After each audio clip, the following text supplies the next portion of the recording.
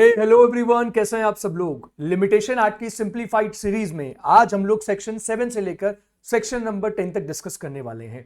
अगर अभी तक आपने लिमिटेशन आर्ट की प्रीवियस वीडियोस को नहीं देखा है तो मैं आपको इस वीडियो के डिस्क्रिप्शन में उसका लिंक दे दूंगा। वहां से जाकर आप लिमिटेशन आर्ट के प्रीवियस वीडियोस को भी देख सकते हो और उन सारे सेक्शंस को समझ सकते हो। तो आज हम लोग बात करने वाले हैं सेक्शन, जैसे कि आपको मैंने बताया, सेक्शन 7 से लेकर सेक्शन 10 तक डिस्कस करेंगे। तो सेक्शन 6 तक हम ऑलरेडी बात कर चुके हैं, लेकिन यहां पे मैं सेक्शन 6 का रेफरेंस इसलिए दे रहा हूं क्योंकि सेक्शन 6 जो है वो सेक्शन 8 से कंट्रोल्ड है और सेक्शन 8 यहां पे क्लियरली बोलता है सेक्शन 8 कंट्रोल सेक्शन नंबर 6। अब ये कैसे कंट्रोल करता है, आज की वीडियो में हम इसी के बारे में बात करेंगे कि कैसे सेक्शन 8 जो है वो सेक्शन 6 को कंट्रोल करता है and section 8 which serves an exception to section 6 and 7। ये सारी बात करेंगे। सेक्शन 7 के बारे में अभी तक डिस्कशन नहीं हुआ है, हम इसको भी समझेंगे कि ये वाला पर्टिकुलर सेक्शन कैसे काम करता है।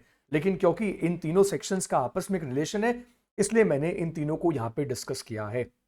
मैं आपको ये बता देता हूं कि जो मेरा लास्ट लेक्चर था, लास्ट लेक्चर में हमने सेक्शन 6 को अच्छे से डिस्कस किया था और इस स्लाइड के बारे में भी डिस्कशन किया था, जहां पे हमने इन तीनों सेक्शंस के रिलेशंस के बारे में डिस्कशन किया था कि कैसे सेक्शन 8 जो है वो इन सेक्शंस को कंट्रोल करता है। तो आज जो हमारा डिस्कशन जो चलेगा वो सेक्शन 7 से लेकर सेक्शन 10 तक रहेगा। ऑलराइट, तो ये है हमारा लिमिटेशन एक्ट का वीडियो नंबर 4। और इस वीडियो में आगे बढ़ने से पहले मैं आप लोगों को ये बता देना चाहता हूं कि मेरी देखो अनअकैडमी के ऊपर एक special free live special class होने वाली है। और ये क्लास कब होने वाली है? ये क्लास होने वाली है कल रात को 9 बजे। इस लाइव स्पेशल क्लास में मैं क्या करवाने वाला हूं, इसमें मैं आपको पढ़ाने वाला हूं द इंडियन पार्टनरशिप एक्ट 1932 और पार्टनरशिप के बहुत ज्यादा जो इंपॉर्टेंट कॉन्सेप्ट्स हैं उसके बारे में हम लोग बात करेंगे। लाइव क्लास होगी, लाइव क्लास में आप मुझसे डाउट्स भी पूछ सकते हो, मुझसे इंटरेक्ट भी कर सकते हो।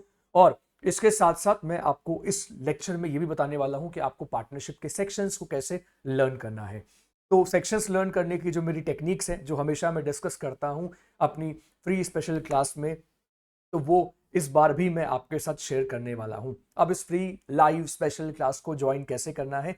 इस क्लास को ज्वाइन करने के लिए सिंपली इस वीडियो के डिस्क्रिप्शन में आपको एक लिंक मिलेगा या पिन कमेंट में मेरी फ्री स्पेशल क्लास का लिंक होगा, उस पर क्लिक करना और अनअकैडमी की ऐप पे जाकर लिंक पे क्लिक करके मेरी क्लास के लिए एनरोल करना। सो हम मिलेंगे कल रात को 9 बजे और ये होगी हमारी इंडियन पार्टनरशिप एक्ट की एक बहुत स्पेशल क्लास। अब टॉपिक पे वापस आते हैं और टॉपिक पे वापस आते हुए अब बात करते हैं किसके बारे में? सेक्शन 7 के बारे में बात करते हैं। सेक्शन 7 जो है लिमिटेशन का, उसको समझाने के लिए यहाँ पे सबसे पहले मैंने स्क्रीन पर जो बेयर टेक्स्ट है वो मैंने यहाँ पे दे दिया है।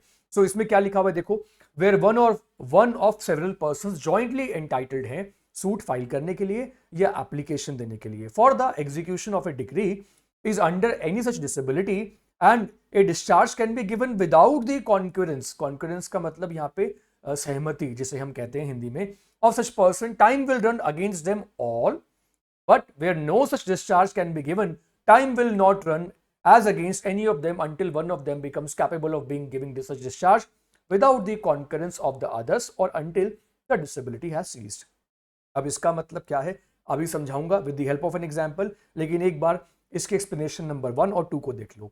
एक्सप्लेनेशन नंबर 1 कहता है this section applies to discharge from every kind of liability including a liability in respect of an immovable property. और साथ साथ में क्या लिखा हुआ है, for the purpose of this section HUF का अगर जो मैनेजर है govern by the Mitakshara law, Dayabhaga Mitakshara 2 यहाँ पे स्कूल्स है, shall be deemed to be capable of giving a discharge without the concurrence of the other member of the family only if he is in management of the joint family property। Okay, इसका मतलब क्या है तो इसके बारे में यहाँ पे बात करेंगे, लेकिन उसके पहले मैं आपको यहाँ पे क्लियर कर देता हूँ सेक्शन 8 जो है वो किसको कंट्रोल करता है? सेक्शन 6 और सेक्शन 7, लेकिन वो सूट के बारे में बात करता है। प्रीएम्पशन सूट को यहाँ पे हम अलग रखते हैं, ये मैं आगे आपको बताने वाला। सेक्शन 6 और सेक्शन 7 में जो टाइम लिमिट क्रिएट हो रही थी सेक्शन 6 और 7 में कि अगर किसी की डिसेबिलिटी है जिसकी वजह से वो सूट फाइल नहीं कर पा रहा, याद है आपको सेक्शन 6 में वो 5 सब सेक्शंस है, तो हम ये बोलते हैं कि जब डिसेबिलिटी सीज हो जाएगी तो डिसेबिलिटी सीज होने के बाद में वो सूट फाइल कर सकता है। लेकिन सेक्शन 8 वहां पे क्लियरली कहता था कि डिसेबिलिटी सीज होने के 3 साल में सूट फाइल करना। अगर कोई माइनर है, इंसेन है, इडियट है, तो हम ये देखेंगे कि वो माइनर कब नहीं रहा, जब वो माइनर नहीं रहा तब तक हम कुछ नहीं बोलेंगे, और उसके बाद में उसको 3 साल में सूट फाइल करना है। ये 3 साल सेक्शन 8 जो था वो डिसाइड कर रहा, राइट। जिसको सूट फाइल करना था उसके अगेंस्ट में लिमिटेशन पीरियड रन नहीं करता। सेक्शन 6 यही कह रहा था, लेकिन सेक्शन 8 ने कहा कि 1 मिनट रुक जाओ, टाइम लिमिट कितनी दूंगा मैं, जब डिसेबिलिटी सीज होगी उसके बाद मैं सिर्फ 3 साल का टाइम दूंगा। ऑल राइट, ये बात आपको समझ में आ गई। तो ये काम करता है कौन सा सेक्शन, ये काम सेक्शन 8 करता है।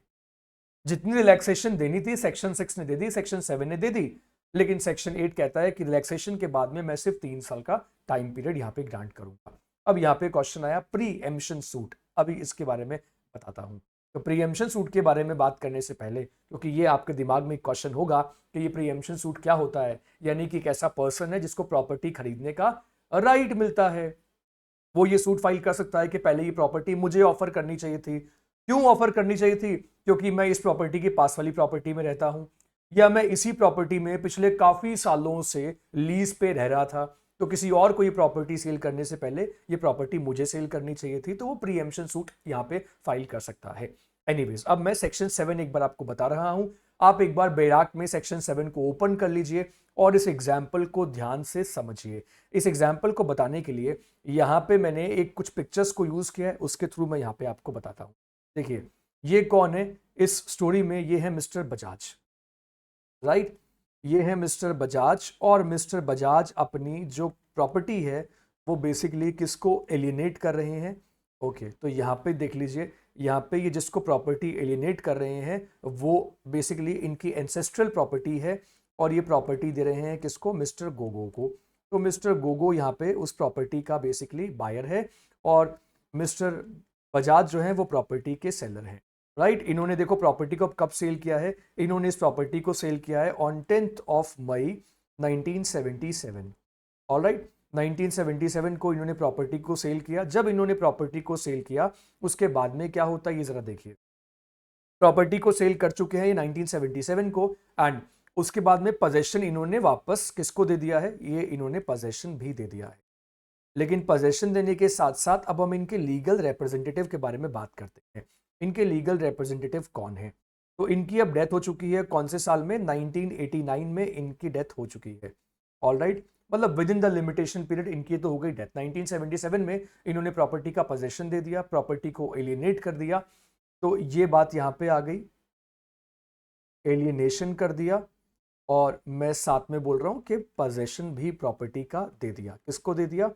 मिस्टर गोगो को। और यहाँ पे मैं आपको ये बात क्लियर कर चुका हूं कि ये कौन सी प्रॉपर्टी है, बेसिकली ये एक एंसेस्ट्रल प्रॉपर्टी है। अब सेक्शन 7 यहाँ पे कैसे रोल प्ले करता है अब आप इसको समझना। अब इनके लीगल रिप्रेजेंटेटिव कौन है? बेसिकली अब इनके 3 बेटे हैं, ही हैज गॉट 3 सन्स, और तीनों की जो एज है वो अलग अलग है। अब क्वेश्चन यहां पे ये आता है कि क्या ये तीनों एक साथ मेजर होंगे? क्योंकि जब तक ये मेजर नहीं होंगे तब तक ये मिस्टर गोगो के ऊपर ये सूट फाइल करने के लिए दे आर नॉट बाउंड। अब अगर हम ये बोलते हैं कि ये प्रॉपर्टी के लिए अगर सूट फाइल करते हैं, ये अपनी प्रॉपर्टी वापस लेना चाहते हैं, तो ये क्या प्रॉपर्टी वापस डिमांड कर सकते हैं, अपनी एंसेस्ट्रल प्रॉपर्टी? तो पहली बात क्वेश्चन ये है कि जब तक ये माइनर रहेंगे, जब तक ये माइनर रहेंगे तब तक तो ये केस फाइल नहीं कर सकते, क्योंकि 3 लीगल रिप्रेजेंटेटिव हैं और तीनों की अलग अलग एज है। 3 लीगल रिप्रेजेंटेटिव, तीनों की अलग अलग एज है। तो बेसिकली हम ये देखेंगे कि अब इनकी मेजोरिटी कब अटेन कर रहे हैं, अब ये लोग मेजोरिटी कब अटेन कर रहे हैं, हम इसको देखें। एक बार सेक्शन 7 को मैं आप सब लोगों को बोलूंगा सेक्शन 7 को अच्छे से पढ़ो एक बार, उसके बाद आप पढ़ने के बाद जब इस एग्जाम्पल को देखेंगे तब आपको ये प्रॉपर्ली समझ में आएगा। ऑलराइट, तो चलो ये मैंने आपको एग्जाम्पल दिखाया, अब मैं इनकी डिटेल आपके साथ में शेयर करता हूं।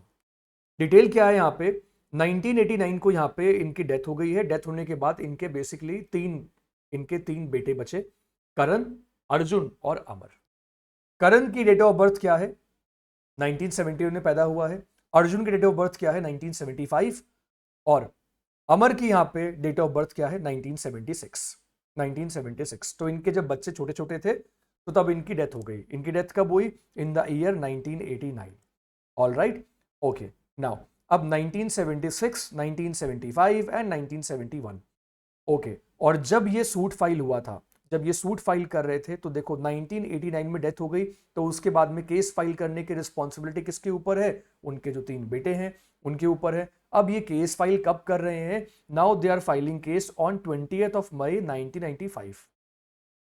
ये 1995 में केस फाइल करते हैं गोगो के अगेंस्ट में, और ये कहते हैं कि इस एलिनेशन को सेट असाइड करवाया जाए, और हमारी 2/3 एंसेस्ट्रल जो हाउस है ये उसको डिमांड कर। ये तीनों अब मेजोरिटी अटेन करने के बाद में, अब क्वेश्चन यही है ना, क्योंकि यहाँ पे सूट फाइल करने के लिए तीनों का मेजर होना जरूरी है। जब तक ये तीनों मेजर नहीं हो जाएंगे तब तक ये सूट फाइल नहीं कर पाएंगे। अब आप एक काम करो, 1971 में अगर कोई पैदा हुआ है तो अब काउंट कर लो वो 18 ईयर्स का कब होगा। 1975 में अगर कोई पैदा हुआ है तो ये काउंट कर लो कि वो मेजर कब होगा, और 76 में कोई पैदा हुआ है तो आप काउंट कर लो कि उसकी एज ऑफ मेजोरिटी कब आएगी।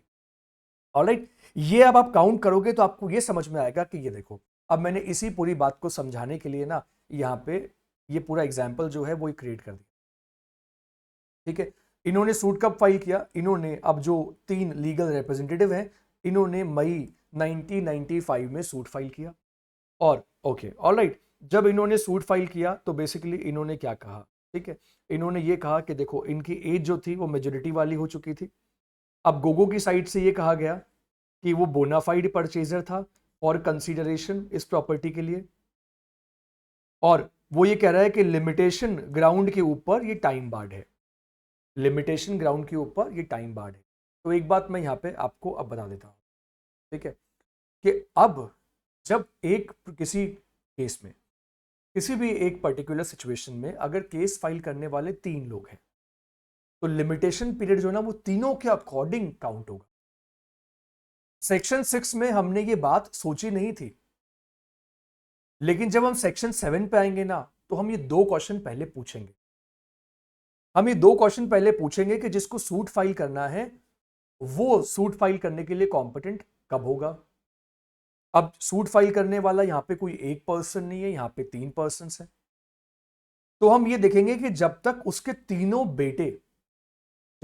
तीनों बेटे कॉन्ट्रैक्ट करने के लिए कॉम्पिटेंट नहीं हो जाते, सबसे छोटा बेटा भी जब कॉन्ट्रैक्ट करने के लिए कॉम्पिटेंट हो जाएगा ना, उसके 3 साल उसको और मिलेंगे, तो उसके बाद वो तीनों केस फाइल कर सकते हैं। ये बात आपको समझ में आ गई? तो रिक्वायरमेंट क्या है? रिक्वायरमेंट ये है जितने लोगों को भी सूट फाइल करना है वो सारे के सारे कॉम्पिटेंट। ठीक है, लेकिन मिताक्षरा की जब हम बात करते हैं, मिताक्षरा अगर हिंदू अनडिवाइडेड फैमिली है तो वहां पे ये कहा जाता है कि वहां पे जो बेसिकली मैनेजर जो है, हिंदू अनडिवाइडेड फैमिली का जो मैनेजर है वो अकेला भी सूट फाइल कर सकता है अगर वो कॉम्पिटेंट है। वो कॉम्पिटेंट है तो वो अकेला भी सूट फाइल कर देगा, तो वहां पे कोई दिक्कत नहीं है। लेकिन ये सिर्फ इसका एक एक्सेप्शन है जो कि मिताक्षरा हिंदू अनडिवाइडेड फैमिली वाले केस में एप्लीकेबल होता है, क्योंकि इन तीनों भाइयों में सबसे बड़ा करण था, और अगर हम इसको मिताक्षरा हिंदू अनडिवाइडेड फैमिली का केस मान लें तो वहां पे करण ये सूट फाइल कर सकता है। तो इसलिए मैंने आपको ये प्रॉपर एक केस स्टडी बनाकर ये प्रॉपर एक्सप्लेन किया है। अगर आपको इसकी पीडीएफ चाहिए तो पीडीएफ आपको हमारे टेलीग्राम चैनल पे मिल जाएगी। टेलीग्राम चैनल का लिंक आपको इस वीडियो के डिस्क्रिप्शन में मिल जाएगा। वहां पे जाकर आप इस पूरे लेक्चर की पीडीएफ को आप वहां से डाउनलोड कर सकते हो, ताकि आपको ये कॉन्सेप्ट और अच्छे से समझ में आ जाए। ऑलराइट, अब सेक्शन 8 यहाँ पे आप लोगों को ऑलरेडी पता है क्या कहता है। सेक्शन 8 कहता है नथिंग इन सेक्शन 6 और section 7 applies to suits enforce rights of preemption.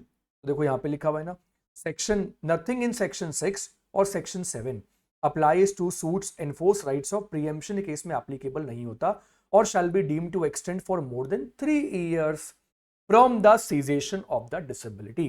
3 साल के बाद उसको एक्सटेंड नहीं करता। Of the person affected thereby the period of limitation for any suit और एप्लीकेशन। तो यहाँ पे सूट और एप्लीकेशन के बारे में बात की जा रही है, ये आप सेक्शन 8 में आते।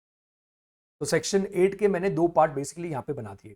सेक्शन 8 का फर्स्ट पार्ट बात करता है सेक्शन 6 और 7 की, और बोलता है कि suit for preemption are not covered and no extension is allowed even if disability of the plaintiff.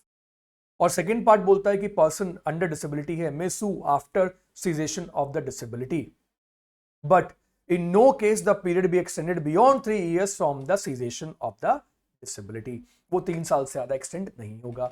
Alright, तो इसी के बारे में हम बात करते हैं। तो where the period prescribed is less than 3 years, section 8 कहता है कि अगर period prescribed less than 3 years है, सो माइनर हमने काउंट किया, देखो मेजोरिटी अटेन कर लिया, so the prescribed period is to be enlarge to 3। अगर 3 साल से कम का टाइम है तो भी सेक्शन 8 उसको क्या कर देगा, सेक्शन 8 उसको 3 साल के लिए एनलार्ज, राइट। और ये भी लिखा हुआ है, सेक्शन 8 कहता है expires more than, where the ordinary period of limitation जो expires more than 3 years after the cessation of the disability, period can not be extended under section 6 और सेक्शन 7। उस पीरियड को एक्सटेंड नहीं कर सकते, क्योंकि वो अगर आपने उस पीरियड को एक्सटेंड कर दिया तो सेक्शन 8 का वायलेशन होगा। जैसे कि मैं फॉर एग्जांपल मैं ये बोलता हूं कि लिमिटेशन पीरियड जो है वो 12 साल का है और डिसेबिलिटी भी आ गई है, तो सेक्शन 8 कहता है कि अब 12 साल नहीं काउंट करेंगे, अब सिर्फ 3 साल काउंट करेंगे। इस बात को समझ, ये सेक्शन 8 के ना बहुत इंपॉर्टेंट एस्पेक्ट्स हैं जिनको मैं आपके साथ अलग अलग तरीके से डिस्कस कर रहा हूँ। सेक्शन 8 के एस्पेक्ट्स हैं, सेक्शन 7 के एस्पेक्ट्स हैं, इन एस्पेक्ट्स को हमें अच्छे से समझना। ऑलराइट, तो चलो ये हमने सेक्शन 8 के बारे में यहाँ पे बात करी। सेक्शन 8 के बाद आता है सेक्शन 9 के ऊपर, जो बात करता है किसके बारे में, कॉन्टिन्यूस रनिंग ऑफ टाइम के बारे में बात करता है।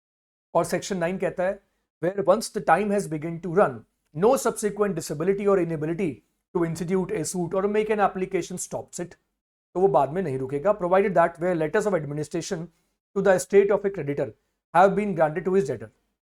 तो letter of administration दे दिया है इसको, estate of a creditor have been granted to his debtor, the running of the period of limitation for a suit to recover the debt shall be suspended while the administration continues। तो ये कब काम करता है, ये तब काम करता है जब किसी पर्सन ने मान लो कई लोगों से लोन ले रखा है और वो लोग जो है उस पर्सन के अगेंस्ट में, डेटर के अगेंस्ट में कहाँ पहुंच गए हैं, वो पहुंच गए हैं कोर्ट में। तो जब कोर्ट में वो पहुंच गए हैं तो यहाँ पे लिखा हुआ लेटर ऑफ एडमिनिस्ट्रेशन ग्रांट कर दी to the estate of a creditor have been granted to his debtor. तो running of period of limitation उस केस में स्टॉप हो जाता है, सस्पेंड हो जाता है, जब तक कि लेटर ऑफ एडमिनिस्ट्रेशन कंटिन्यू रहता है। इस लेटर ऑफ एडमिनिस्ट्रेशन का यहाँ पे पर्पस ये होता है कि उसके सारे प्रॉपर्टी को बेचकर सेटल करके उसके डेट्स को रीपे करवाया जा सके। तो continuous running of time section 9 कहता है कि एक बार अगर टाइम रन करना स्टार्ट हो गया तो उसके बाद टाइम दोबारा स्टॉप नहीं होगा। इसका सिंपल सा मतलब है कि एक बार अगर डिसेबिलिटी खत्म हो गई और डिसेबिलिटी खत्म होने के 6 महीने बाद अगर कोई नई डिसेबिलिटी आ गई है तो वो अब बेनिफिट नहीं देगा। जो बेनिफिट मिलता है वो एक ही बार मिलता है, वो बार बार बेनिफिट नहीं मिलता। अच्छा, मान लो डिसेबिलिटी खत्म होने के 7 दिन बाद अगर कोई नई डिसेबिलिटी आ गई तब भी बेनिफिट नहीं मिलता। ये मैं आपको यहाँ पे क्लियर कर देता हूँ कि तब भी यहाँ पे कोई बेनिफिट नहीं मिलता। तो देखिए जैसे कि यहाँ पे लिखा हुआ है कि अगर पहली डिसेबिलिटी थी so limitation period will not run and if the disability ceases to exceed तो सब्सिक्वेंट डिसेबिलिटी या inability will not stop the time. बस इसी का एक प्रोवाइजो है which is called letter of administration, जो कि सस्पेंड कर देता है लिमिटेशन पीरियड को। Letter of administration suspends the limitation. Alright, ये सेक्शन 9 यहाँ पे बात करता है कि सेक्शन 9 एप्लीकेबल होता है सूट्स के ऊपर and also to applications in execution के ऊपर भी एप्लीकेबल। और सेक्शन 9 कवर करता है किसको, सेक्शन 9 ऑल्सो कवर्स डिसेबिलिटी, जो हमने सेक्शन 6 और सेक्शन 7 में देखी है, उन डिसेबिलिटीज को भी कवर करता है। ठीक है, ऑलराइट, तो ये मैंने यहाँ पे राइट तो ये हमने एग्जाम्पल देख लिया। सेक्शन 9 का यहाँ पे एक एग्जाम्पल है, लेकिन एग्जाम्पल के थ्रू मैं यही समझाना चाह रहा हूँ। उसके बाद जब हम सेक्शन 10 के ऊपर बात करते हैं तो सेक्शन 10 बोलता है कि suits against trustee and their representative. तो यहाँ पे let me explain you something. Trustee के केस में क्या होता है, देखो सबसे पहले कुछ बातें मैं आपको बता देता हूँ। जब भी हम ट्रस्टी की बात करते हैं तो ये कवर होता है इंडियन ट्रस्ट एक्ट में। इंडियन ट्रस्ट एक्ट 1882 में इसके बारे में लिखा हुआ। जो ट्रस्ट को बनाता है हम उसको बोलते हैं ऑथर, जिसको ट्रस्ट में प्रॉपर्टी दी जाती है उसको बोलते हैं ट्रस्टी, और जिसके बेनिफिट के लिए उसको उस प्रॉपर्टी को यूज करना है उसे कहते हैं beneficiary. Three parties, author, trustee and beneficiary. तो सेक्शन 10 कहता है कि अगर आपने कोई ट्रस्ट क्रिएट कर दिया है, पब्लिक ट्रस्ट, प्राइवेट ट्रस्ट, किसी भी तरीके का ट्रस्ट है जिसको किसी आपने स्पेसिफिक पर्पस के लिए क्रिएट किया है। पब्लिक ट्रस्ट और प्राइवेट ट्रस्ट में ये डिफरेंस होता है कि प्राइवेट ट्रस्ट में जो बेनिफिशियरी हैं वो पहले से फिक्स्ड होते हैं और पब्लिक ट्रस्ट में बेनिफिशियरी पहले से फिक्स नहीं होते, वो पब्लिक एट लार्ज होती है।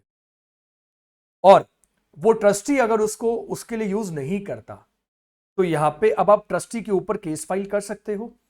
तो ट्रस्टी के ऊपर अगर सूट फाइल करना है तो वहां पे लिमिटेशन पीरियड एप्लीकेबल नहीं हो। तो बेनिफिशियरी अगर सूट फाइल करता है ट्रस्टी या उसके लीगल रिप्रेजेंटेटिव के अगेंस्ट में टू एनफोर्स दैट ट्रस्ट, तो यहां पे लिमिटेशन पीरियड उसके ऊपर एप्लीकेबल नहीं होता। ठीक है, वो लैप्स ऑफ टाइम का यहां पे लैप्स ऑफ टाइम ये बोलकर ट्रस्टी यहां बेनिफिट क्लेम नहीं कर सकता। Trust properties shall not be subject to any law of limitation, ये बात याद रखिए। ट्रस्ट प्रॉपर्टी कभी भी subject to any law of limitation नहीं होता। और यहां पे असाइनी है जिस जो वैल्यूएबल कंसिडरेशन देकर ले रहा है, trust property law of limitation वहां पे एप्लीकेबल होता है। तो असाइनी है जो कि वैल्यूएबल कंसिडरेशन देकर ट्रस्ट प्रॉपर्टी, तो वहां पे लॉ ऑफ लिमिटेशन एप्लीकेबल। ठीक है, असाइनर और असाइनी, तो वो पूरा असाइनमेंट का कॉन्सेप्ट ये है। ऑलराइट, तो ट्रस्टी मैंने आपको बता दिया, बेनिफिशियरी जो है वो ट्रस्टी के अगेंस्ट सूट फाइल करेगा, लिमिटेशन पीरियड एप्लीकेबल नहीं होगा। लिमिटेशन पीरियड तब एप्लीकेबल होगा जब बेनिफिशियरी असाइनी के अगेंस्ट में केस फाइल कर रहा है जिसने कोई वैल्यूएबल कंसीडरेशन दिया है, तो उस सिचुएशन में लिमिटेशन पीरियड एप्लीकेबल होता है। ये कहता है कौन सा, ये कहता है हमारा सेक्शन नंबर 10। ऑलराइट, तो ये सेक्शन नंबर 10 के एलिमेंट है कि there must be a trust for a specific purpose, the property must have vested in the trustee, suit must be to follow trust property in the trustee, और trustee या उसके legal representative assignee के ऊपर suit file कर सकते हो। Assignee के case में क्या होगा, अगर असाइनी यहाँ पे विदाउट वैल्यूएबल कंसिडरेशन है तब लिमिटेशन पीरियड एप्लीकेबल नहीं होगा। अगर असाइनी ने कंसिडरेशन दिया है तो लिमिटेशन पीरियड यहाँ पे एप्लीकेबल होता है। ऑलराइट, तो ये हमने डिस्कस कर लिए हैं लिमिटेशन एक्ट के सेक्शन नंबर 7 को, सेक्शन नंबर 8 को, section number 9 and section number 10। 4 section हमने डिस्कस किए हैं। और इसकी अगर आपको पीडीएफ चाहिए तो पीडीएफ के लिए आप हमारा टेलीग्राम चैनल ज्वाइन कर सकते हो जिसका लिंक आपको डिस्क्रिप्शन में मिल जाएगा। और इसके साथ साथ जो मेरी फ्री स्पेशल क्लास होने वाली है उस क्लास को भी आप कल रात को 9 PM पे ज्वाइन कर सकते हो और यहाँ पे इस क्लास में मुझसे लाइव इंटरेक्ट कर सकते हो। इस क्लास का भी लिंक आपको पिन कमेंट में मिल जाएगा और साथ ही साथ आपको डिस्क्रिप्शन में भी मिल जाएगा। मैं आप लोगों से मिलता हूं अपने नेक्स्ट वीडियो में जिसमें हम लिमिटेशन एक्ट के आगे के सेक्शंस के बारे में बात करेंगे। तो that's it from my side, thank you so much. अगर वीडियो पसंद आया है तो वीडियो को लाइक करो, शेयर करो एंड चैनल को सब्सक्राइब किए बिना मत जाना। लिमिटेशन एक्ट की पूरी सीरीज जरूर देखिए। Thank you so much.